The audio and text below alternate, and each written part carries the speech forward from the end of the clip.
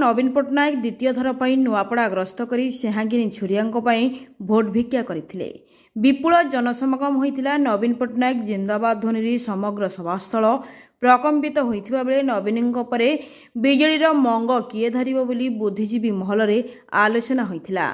BJD रे एबे सबू ठीक ठाक चली। कर्मी और नेता माने दल छाड़ुछंती। सबु दल में दलडिया प्रार्थी रहिले मध्य भविष्य में किए बिजेडीर मंग किए धरिब ताहार उत्तर काहा पाखरे नाही। कारण आजिकाली नवीन बाबू स्वास्थ्य ठीक नथिबा विषय साधारण रे जनता जानी सारे। तेणु मंगुआल चिंता बिजेडी को घारी।